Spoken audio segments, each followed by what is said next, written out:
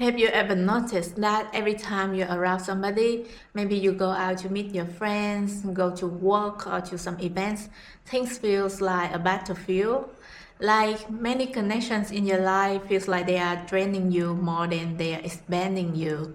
And after a while, you notice yourself also absorbing some habits that you don't really like from your environment. Maybe you start to feel more anxious, negative, you start to complain more, while before you was very carefree, happy and peaceful. If that's you, there's a chance that you encounter some negative and anxious people around in your environment, and you subconsciously internalize their feelings and their bad habits too. And I know it's annoying, but sometimes we cannot just choose our environment. It's so easy to tell somebody to just cut off people, right? But imagine if that's our colleagues or our family. We cannot like stop talking to them forever, right? So I used to be in that place before. Every time I try to stay in a good energy, to focus and to manifest my success, my dream life. And I got interfered many times by the environment around me. But I came up with some secrets to overcome those challenges and keep my emotions, my energy in a stable level. So if you are curious about how I do that, stick with me until the end of this video and I will share with you everything that I have learned. Use the mantra, I don't always have to. When I encounter some energy or some situation that trigger me out of my peace, I will have this mantra where I say, I don't always have to be right all the time. I don't always have to involve and say something about this situation. I don't always have to be the best person in this room. And it saved me a lot of dramas from many situations in my life. The thing is, when you are around competitive and insecure people, they will maybe consciously or unconsciously drag you into some comparison, competition, some negative encounter. And actually the thing that really trigger us is not really the action, but it's from our ego. Sometimes our ego thinks that always moving actions or always involving in something means we are competent, means we are alive. Or maybe we always have to be perfect or polished to prove that we are fine. But it's also part of being alive is that not everything around you or inside you have to be at its peak all the time. Not everything that's perfect means safety. There will always be ups and downs. Like there will be times you win, times you will lose, times you are right, times you made some mistake. Or there will be times you have to step back and give the spotlight to somebody else. And it's totally okay. Nothing is stolen from you. The things that truly belongs to you will come at your divine timing. You don't always have to prove a point to exist. Next, bridge the gap between your social self and your home self. We cannot always avoid a social life, even if you are an introvert. Sometimes you have to go out and meet people for a certain purpose, right?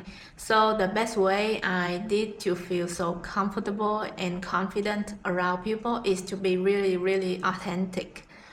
It means that if I want to be seen by other people in a certain way, I will be the same person at home or when I am alone. It sounds strange, right? Because you may wonder why when we are at home, why can we not be comfortable and be ourselves? And that's what I mean is that when you make this gap closer, when you are at home and you have certain habits that keep your composure or etiquette, you can feel very easy when you're around somebody and you have to spend less energy to wear a mask, to pretend, to make up stories about yourself, right? And it's also in the long term very good because you can Be open and let people see who you truly are, so that you can attract loyal friends who really see you, who really meet you in the middle, instead of keep attracting people who also wear masks or manipulators, because who you are, you attract the same kind of energy into your life. And in my channel, I also don't encourage you to be yourself so fully to the point where you become a narcissist, or you have those double standards where you just want to be yourself, be rude, be rebellious to people, but when they do the same thing to you, you feel offended or you don't like that. So the best way is, even when you're alone, practice observing yourself. Like, for example, if I cover my mouth when I burp in public, I will do the same when I am at home. So every time I go out, this etiquette is the thing I do that feels like breathing to me. I don't have to spend a lot of energy to pretend. Or if I want to be seen as kind person, then I spend a lot of time when I am alone to observe my thinking, to see if I'm judging people or have some bad thinking about anybody else or selfish thinking. So when I learn to bridge this gap, I can actually also recognize the same quality in the other person that I meet in anywhere, and can decide if I want to form a friendship with that person and match that energy. If you are somebody who used to attract a lot of short-term friendship where people are fun and happy in the beginning and then later on they turn into a different person, maybe you are also suffer from this problem where you cannot be authentic. That's why you attract them. And when you become deep with them, closer to them, both of your hidden quality come to the surface. That's where the conflicts happen. Have a different view about being abandoned. Sometimes we are too scared that somebody may lose interest in us. We constantly ask like, do they still like me? Do they still see me as a good person? Are they leaving me? Something like that. And then we are always in this anxiety. We always like try to do things to manipulate other people feelings and energy so they can like us. And it also a tip of our peace and joy, because we are always walking on eggshells to keep people in our life. And that's when we forgot to do what is actually right for that connection.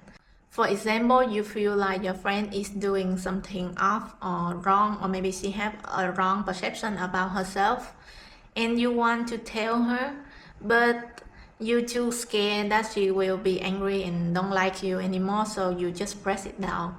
Or maybe when you're in a relationship and you already know that both of you and your partner is growing apart, and you try to keep that relationship in place because of your fear of being abandoned or separation.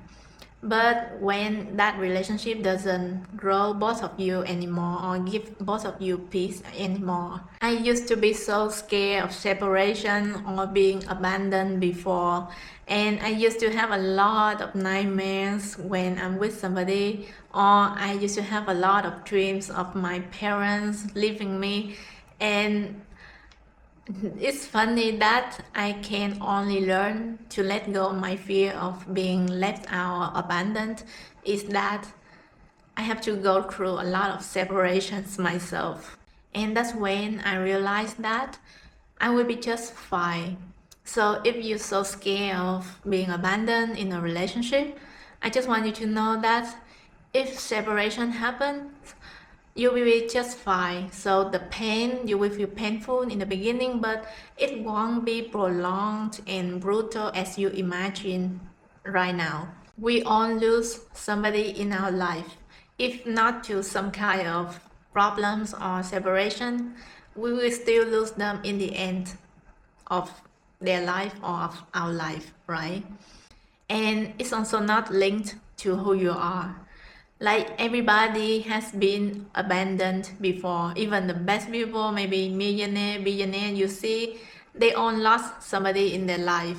So one failed relationship or friendship won't say anything about your values or won't say anything about your future social life. Another thing that I learned to feel much better when separation happened and to ease my fear right now every time I know that I will have to deal with grief in the future is that instead of feeling grief and sad that somebody is no longer in your life, you can choose to honor the good memories with them.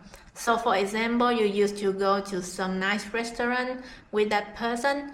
You can also take yourself to the same place and use it as an experience where you honor that good memory, that version of yourself who used to love deeply, to enjoy the moment, to laugh, to have fun. Or maybe cook the same dish that person used to cook for you. It's also a good way to honor the good memory. Release what's not yours to carry.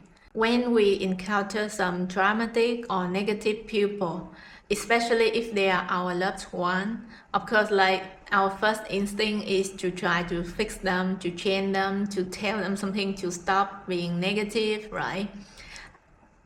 But there's one hard lesson that I need to learn is many people only learn through a lot of pain, like pain after pain, struggle after struggle, to finally reach that point where they cannot take it anymore, and then that's when they really change their action. But normally when you try to just give them advice or try to keep telling them to change, they won't really change, or maybe they will change a little bit and then they will circle back to that same old habits again, or maybe have some creative ways to be negative again. If you are somebody who can change in your own pace, your own momentum when you realize you did something wrong, I want to congratulate you because you are one of the rarest people in this world. But for many people, they have to go through many karmic lessons to finally break their own cycle. Also, if you keep giving them advice and they cannot change, it also means that you are the person who stands in the way of growing. You are stopping them from learning their own karmic lesson and change their behaviors. So the best way we can do it is just step out of the way and give them the full power to manage their own life. And when I know that, I stop fixing people. And the only thing I want to fix is myself. Because sometimes I also ask myself why I keep attracting those people with those actions appear in my life. And also like our reality is always a mirror of ourselves. So I will do something to break my own cycle, not theirs. I don't change people anymore, but I change how I move. Maybe I will talk to them less. Maybe I will actually tell them that next time don't mention this to me, or maybe I will just let go of that connection if it's too toxic. And I see this as a form of self-respect because I realize that we are not born to carry people karma, to help people deal with their own karma or their own lesson. The only thing we can do is to go our own way, have our own lesson, have our own emotion and our own feelings. So next time if you encounter some negative energy with your urge to change them, just tell yourself that there's something you need to work on in yourself instead of that person. Something wrong that this situation happened in your life. Maybe you were expecting to be disappointed again and it mirrors in your reality. Or when somebody come to you and gossip about other people, it's also maybe part of you is curious about that gossip, right? So change it from yourself first before we try to change anybody. Release that burden, release that lesson for them. At the end of the day, protecting your energy is not just about running away from this world or just about being cold. It's about you stop fighting every energy that tries to pull you back to your old version. Not everybody around you will heal. They have their own timeline. But you can still choose peace without asking for permissions. And I hope that this video will bring you peace again. And if it did, I would love to read your story in the comment section. And if you're also in this journey to become more grounded, peaceful, and be a better version of yourself, don't forget to subscribe to my channel so we can grow together. Thank you.